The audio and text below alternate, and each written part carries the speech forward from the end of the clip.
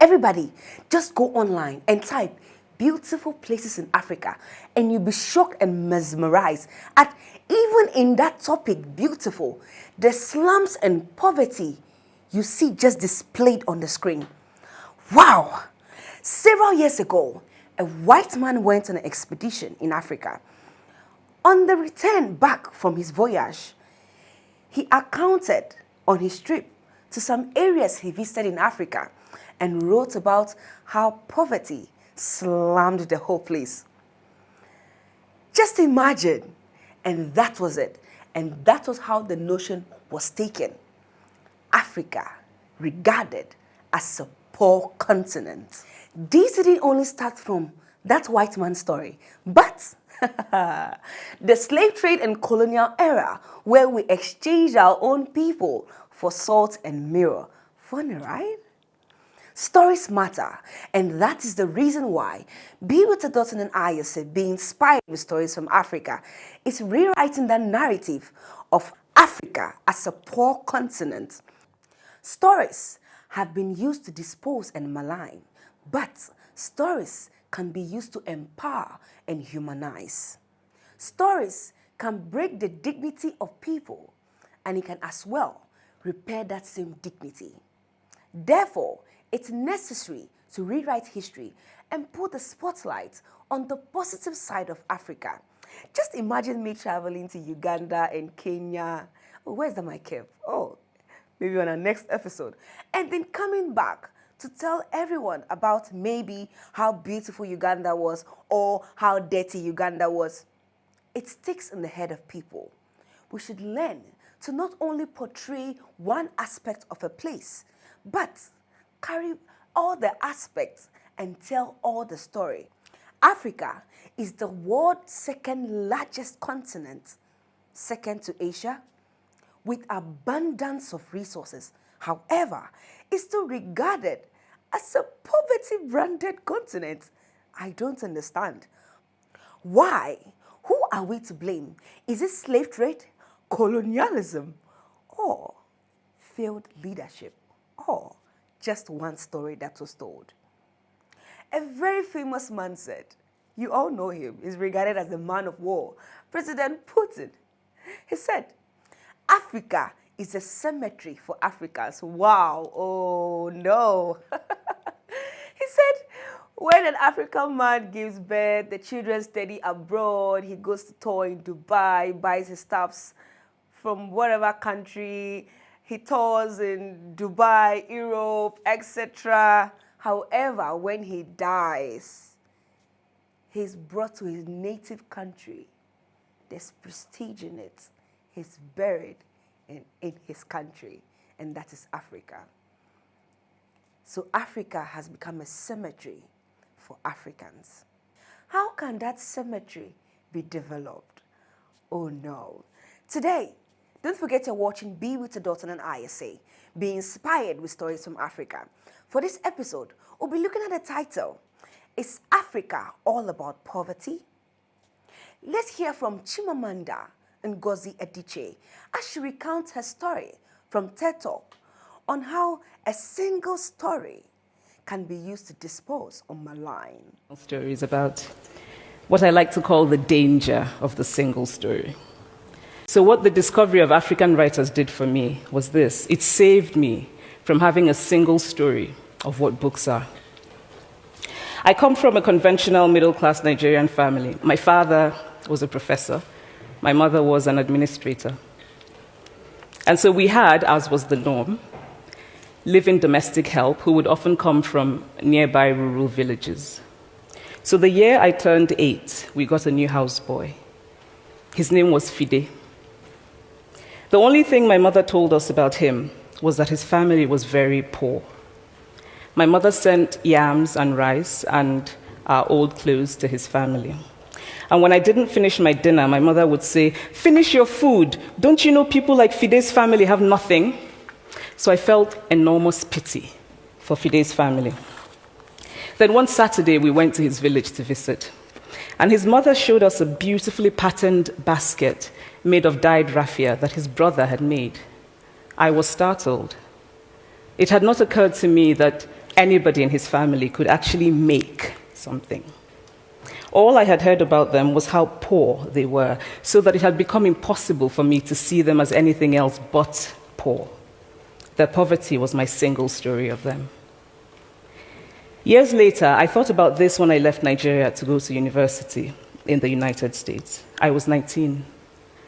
My American roommate was shocked by me. She asked where I had learned to speak English so well and was confused when I said that Nigeria happened to have English as its official language. She asked if she could listen to what she called my tribal music and was consequently very disappointed when I produced my tape of Mariah Carey. She assumed that I did not know how to use a stove. What struck me was this: she had felt sorry for me even before she saw me. Her default position toward me, as an African, was a kind of patronizing, well-meaning pity.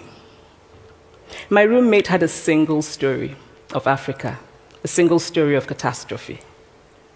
In this single story, there was no possibility of Africans being similar to her in any way, no possibility of feelings more complex than pity, no possibility of a connection as human equals. I must say that before I went to the US, I didn't consciously identify as African. But in the US, whenever Africa came up, people turned to me, never mind that I knew nothing about places like Namibia. But I did come to embrace this new identity, and in many ways, I think of myself now as African. The danger of a single story. Oh no. When she walked into the room and then the white lady was doing sign language to her and she was like, oh yes, I speak English. This happened. The question still remains, is Africa poor? And if yes, if no, why? What can we do about it? On this episode, we'll be hearing from a very important person, Dr. John Bello, as he expresses his views on why Africa is regarded as a poverty continent and what can we do about it. My name is Dr. John Bello, and I work at the West Africa Center for Crop Improvement, WACI, and also as a senior lecturer at the Biotechnology Center, University of Ghana. And I'm from Ghana. Africa is not poor. Africa is very rich. But the riches are not seen. They are buried. In the people, they are buried. In the resources, they are buried. And we are not able to mine these resources and showcase the beauty of Africa. That is the simple reason why we are seen as poor. So we move the resources and give to people, others, foreign countries, foreign entities, and they mine the riches and they are using the riches. And so they are rich when we talk of liquid cash.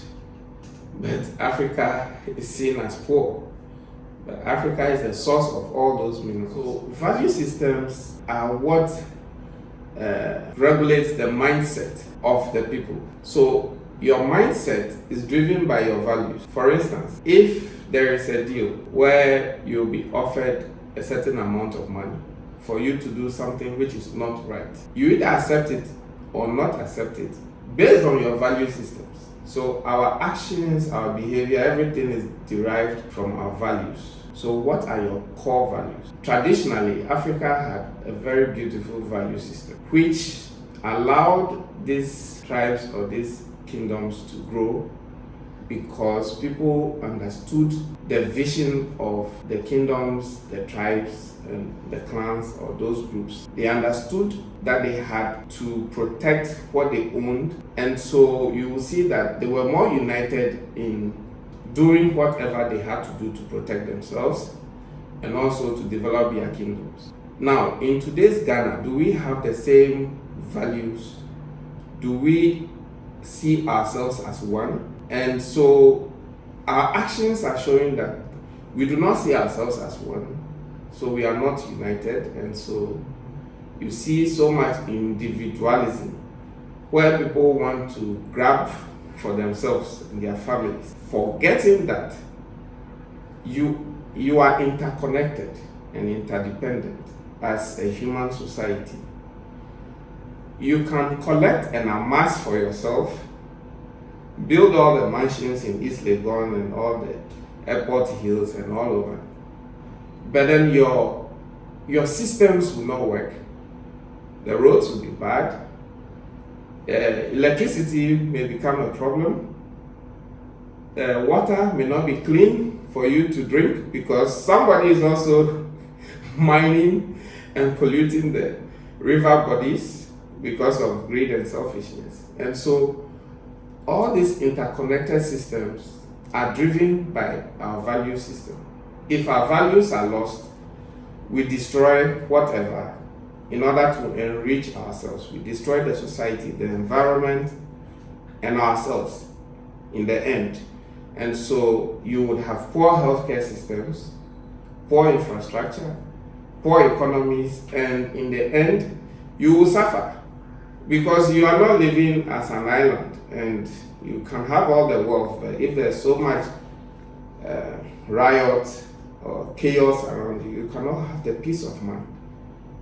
And so the value system determines the entire how we work together. But then leadership is where we need people to show us the way, we follow them, and we build that vision with them. And so these are the two things that control a society and control a country.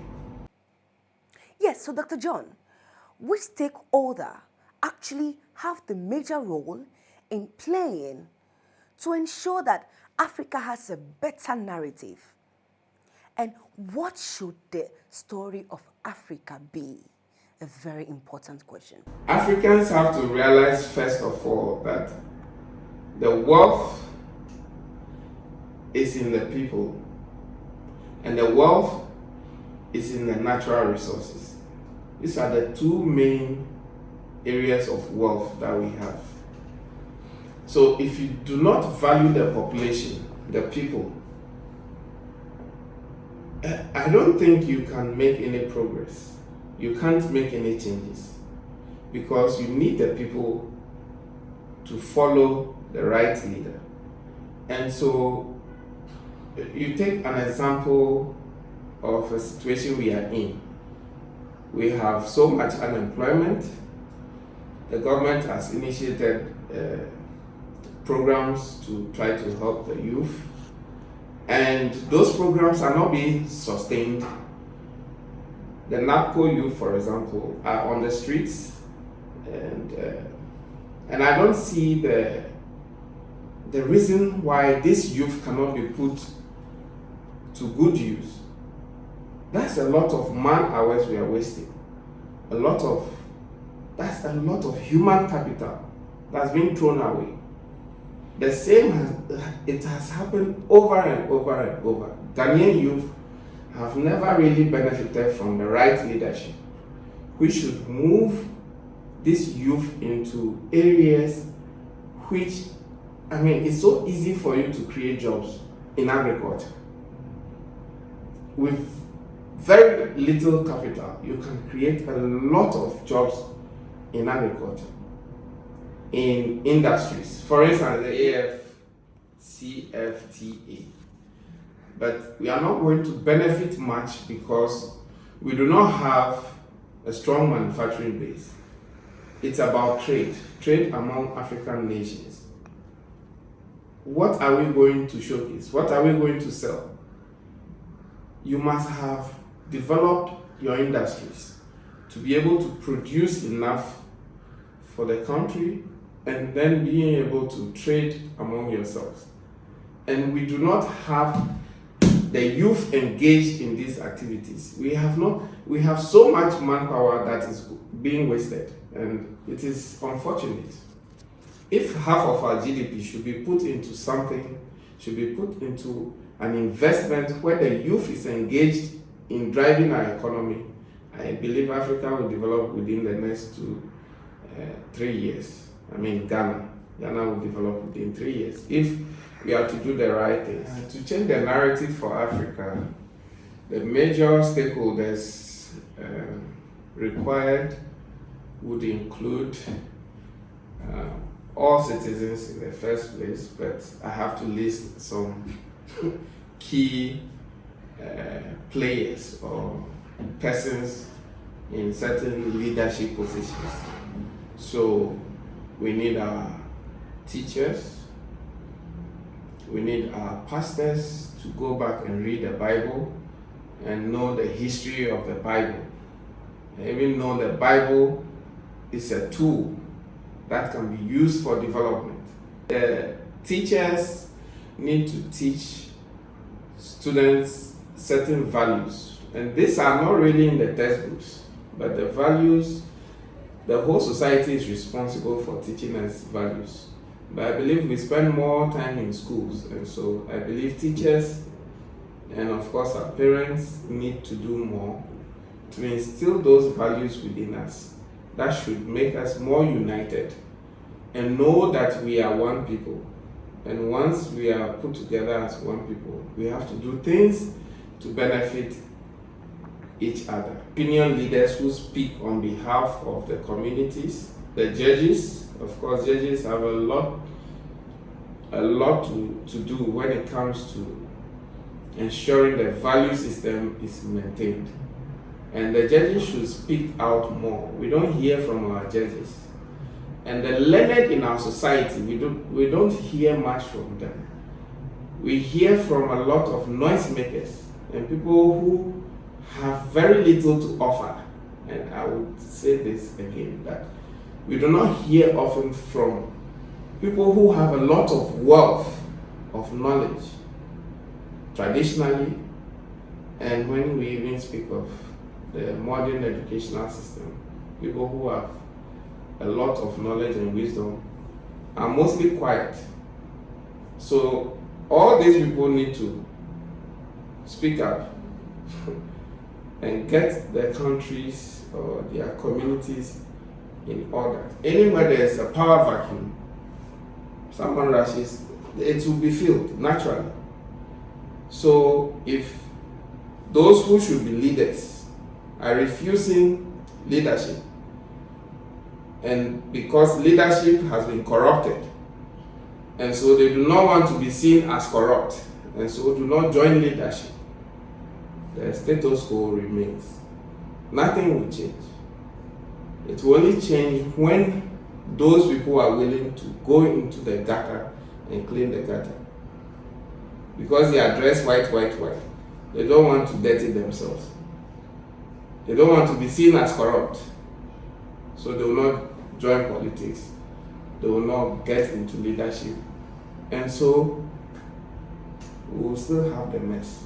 The story of Africa should be a beautiful story that begins with us acknowledging that we are indeed the richest and the wealthiest continent. We have the minerals in terms of the people and the resources, and we can mine these resources, use them rightly, take good care of them, refine them, purify them, process them, add value to them, both the people and the natural resources, and sell it to the world. The major stakeholders, as we said, are all citizens, and thus we have to be built and capacitated to walk in that definition of who Africa should be. Don't forget, you are watching Be With Adulting and ISA. Be inspired with stories from Africa, where passion, values, and environment comes to life. Next in our episode, we'll be hearing from Maureen as she recounts on how she was giving birth on a waste dump and has been living for 16 years now. A very sad story. With the title, We Are Only Living, There Is No Future. We want you to stay tuned. Don't forget to follow us on all our social media pages. On Facebook, it's Bisa with Betty. On LinkedIn, it's Be Inspired with Stories from Africa. And on YouTube, just press the subscribe button. And don't forget to leave a very interesting comment. Stay tuned. It's Bisa.